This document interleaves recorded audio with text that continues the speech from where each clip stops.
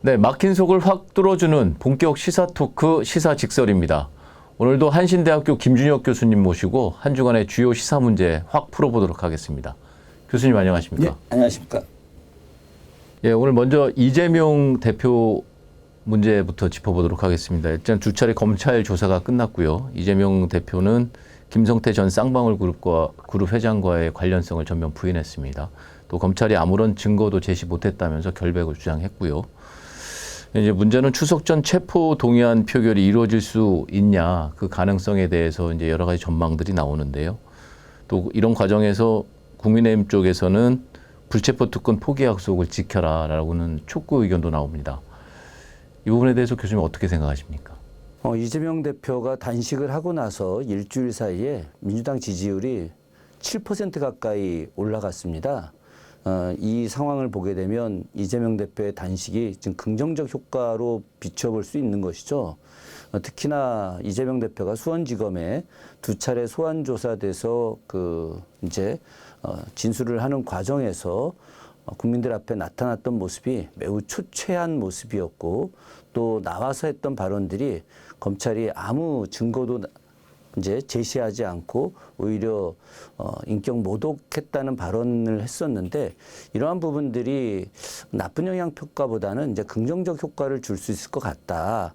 그런 측면에서 제 개인적으로 지금 현재 정치적 상황이라든가 아니면 검찰의 입장을 들여다봤을 때 추석 전에 분명히 구속영장 청구는 거의 확실할 것 같습니다.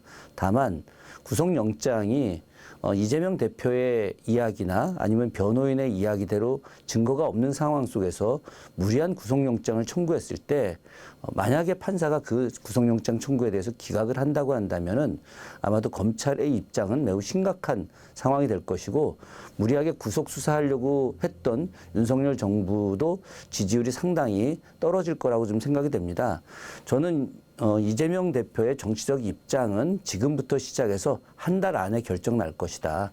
만약에 한 달 안에 이재명 대표가 구속영장이 기각되고 어떤 본인이 이야기했던 대로 아무 죄가 없는 사람이다 라고 하는 것이 증명이 된다면은, 물론 구속영장 기각이 아무 죄가 없음을 증명하는 것은 아닐 수 있겠으나 대다수의 국민들은 구속영장 기각이 분명히 이재명 대표가 죄가 없다라고 하는 것으로 인식할 수 있거든요.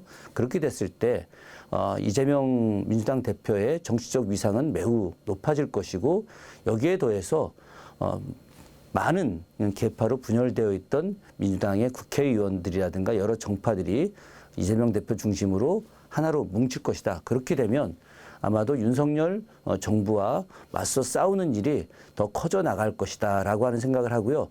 이재명 대표의 운명은 향후 미래 2025년, 2024년, 2025년, 2026년이 아니라 2023년 9월에 달려있다. 저는 이렇게 생각을 합니다. 구속영장이 기각됐을 경우에 이제 교수님 말씀대로 그렇게 되겠지만, 이제 영장이 이제 발부가 됐을 경우에, 그리고 체포 동의안이 표결에 붙여졌을 경우에 이재명 대표가 이제 불체포 특권을 포기하겠다 그런 말씀도 하셨는데, 네. 실제로 불체포 특권을 포기할 가능성도 있습니까? 전 100%라고 생각을 합니다. 일단 비회기 중에는 불체포 특권을 사용할 이유가 없는 것이고요. 그래서 이재명 대표는 비회기 기간 안에 구속영장을 청구해라 이렇게 이야기를 했던 것이었고, 또 회기 기간 안에 구속영장을 청구한다 하더라도 이건 헌법상의 문제이기 때문에 불체포 특권을 할 거냐 아니면 체포 동의안을 할 거냐, 이건 표결에 나갈 텐데, 지금 당론으로다가 바로 불체포 특권을 포기하는 것으로 이렇게 정해져 있기 때문에 이재명 대표는 바로 구속영장 청구가 회기 중이든 비회기 중이든 청구됐을 때 법정에 가서 판사 앞에 서는 것은 100% 확실합니다. 이것을 갖다가 부정한다고 한다면 이재명 대표의 정치적 미래는 존재하지 않을 수 있거든요. 이것에 대해서는 확실한 것인데, 다만 여기서 우리가 하나 짚어볼 것은, 만약에 이재명 대표에 대해서 판사가 구속영장을 인용을 했었을 때 그때는 이제 민주당 당내에 엄청난 혼란이 생기게 될 것입니다. 물론 한두 번 정도야 최고위원회 회의가 구치소 안에 있는 이재명 대표를 만나서 그 안에서 할 수 있겠지만 그러나 그것이 지속되기는 어렵겠죠. 그런 측면에서 이제 비대위 구성이 될 것이고요. 다만 그 비대위 구성이라고 하는 것이 현재 민주당 당규에 의하면 이제 12월 이전까지 즉 전당대회를 앞둔 4개월 이전까지는 원내대표가 비상대책위원장을 하게 되어 있는데 현재 박광원 의원에 대해서 비상대책위원장을 맡기가 어렵다라고 하는 그런 의견도 또 실제로 존재하고 박광원 의원이 아마도 본인이 비상대책위원회를 만들어 나가는 과정 속에서의 어떤 비대위원장을 맡게 되지 않을까 그런 식으로 생각을 해봅니다. 아마 엄청난 후폭풍이 생기긴 하겠지만 민주당이 지금까지 또 해왔던 여러 역량들이 있기 때문에 또 나름 안정되게 또 진행될 수도 있다라고 생각을 합니다. 다음은 이종섭 국방부 장관 얘기를 네. 좀 하겠습니다. 이종섭 국방부 장관이 결국 사의를 표명했습니다. 글쎄 말입니다. 예, 네. 그 야권의 탄핵을 추진했었고 여권 일각에서도 자진 사퇴해야 된다는 자진 사퇴론도 나왔던 상황이었고요. 이제 논란이 됐던 건 결국 그 해병대 최상병 수사 관련 외환 문제, 그다음에 홍병도 장군, 홍범도 장군 흉상 이전 문제가 논란이 됐었죠. 이종섭 국방부 장관이 사의를 표명한 것에 대해서 지금 이제 민주당과 야권에서는 꼬리 자르기다 이런 이야기를 하고 있지 않습니까? 네. 실제로 이종섭 장관은 이제 국회 대정부 질의에서 본인은 외압을 행사한 적이 없다. 그리고 수사 과정과 관련돼서 이렇게 해라 저렇게 해라 어떠한 내용도 지시한 적이 없다라고 이야기를 했었는데 그런데 검찰단 국방부 검찰단에서 그 박종훈 대령에 대해서 구속영장을 청구하는 과정 그 안에 이종섭 장관이 외압을 행사한 내용이 들어가 있는 바람에 이종섭 장관 입장에서는 참 애매한 상황이 되었던 거죠. 그래서 지금 더불어민주당에서는 이종섭 장관을 탄핵을 하고 이걸 통해서 이제 특별 검사를 도입을 해서 특검을 좀 진행하자라고 하는 내용들이었거든요.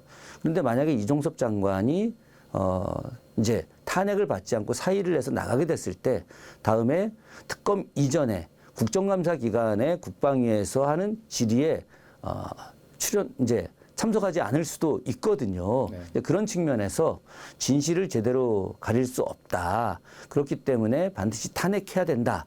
탄핵하는 과정에서 국방부 장관을 갖다가 공석 상태이긴 하지만 2개 만들어야 된다라고 하는 것이 이제 생각이었는데 저는 제가 봐선 윤석열 정부가 한 수 빠르게 지금 사건을 갖다 진척시킨 것 같습니다.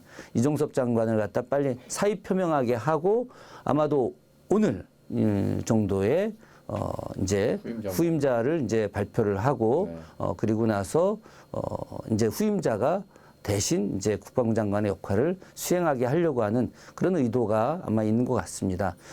그럼에도 불구하고 만약에 민주당 입장에서 특검을 한다고 했을 때 이종섭 장관은 특검의 대상자이기 때문에 나와서 과거의 진실을 이야기하지 않으면 안 되는 상황이기 때문에 고 최수근 상병과 관련된 여러 문제들 특히나 이제 박종훈 대령의 항명파동이라든가 윤석열 대통령의 개입설 이 부분에 대해서는 엄청난 폭풍이 몰아치고 있을 것이다. 앞으로 어떻게 전개될지 아무도 알 수가 없고요. 이 사건이 윤석열 정부의 최대의 위기가 될 수 있다. 그렇게 생각을 합니다. 네, 교수님 마지막으로 그 일본이 자국산 수산물을 우리나라로 수출하는 것을 확대하겠다 네. 그런 얘기가 나오는데 그건 무슨 얘기입니까? 일본이 지금 이제 그 방사능 핵 오염수 방류 때문에 바다가 지금 오염되는 과정에서 그것에 대한 우려를 인근 국가들이 많이 하고 있지 않습니까?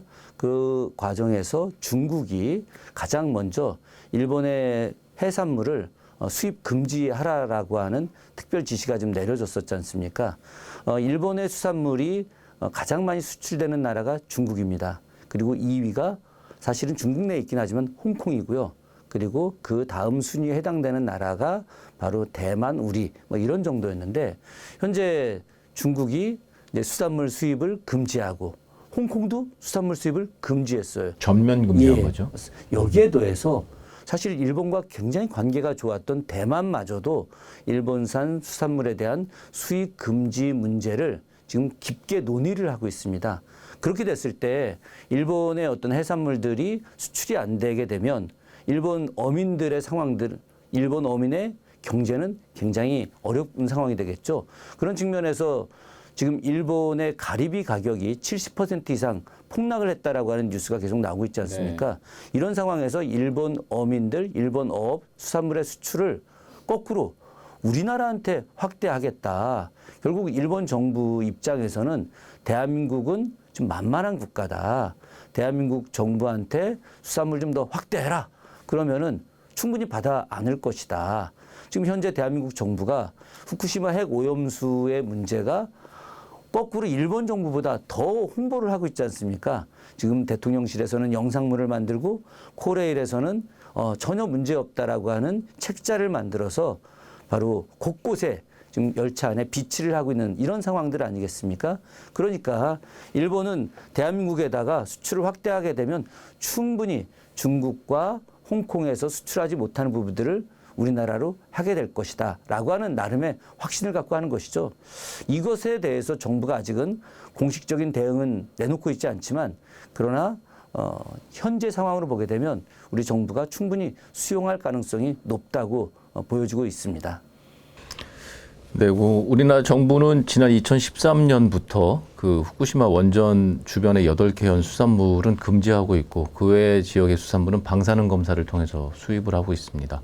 정부가 막을 수 없다면 일단은 수산물 수입에 대한 그 원산지 표시를 철저히 해서 소비자가 철저하게 잘 현명하게 선택할 수 있도록 그 방법밖에는 뭐 방법이 없는 거겠네요. 그런데 이제 문제는 뭐냐면은 후쿠시마산 수산물을 금지를 했는데 후쿠시마산 수산물이 가령 다른 곳으로 이동해서 그 지역 수산물로 둔갑해서 우리나라에 수출되는 경우들도 있었고 그런 것들이 발각된 사례들도 있었거든요. 그렇다고 한다면은 현재 후쿠시마산 수산물 문제만이 아니라 일본 그 앞바다에 있는 수산물들의 방사능, 삼중수소 여러 가지 내용들에 대한 문제점이 지금 당장은 아닐 수 있겠지만 향후 3개월, 4개월, 7개월, 10개월 지냈을 때 강도가 더 높아져 간단 말이죠. 그런데 강도가 더 높아져 가는 과정에서 일본산 수산물이 우리나라에 더 확대되어서 더 많이 들어온다.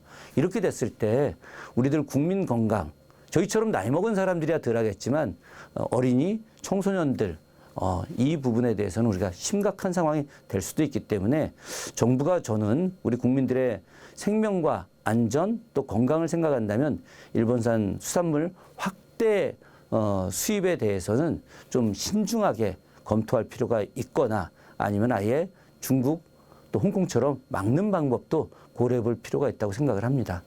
예, 본격 시사 토크 시사 직설 오늘은 여기까지입니다. 저희는 다음 주에 좀 더 알찬 시사 내용으로 여러분을 찾아뵙도록 하겠습니다. 교수님 감사합니다. 네.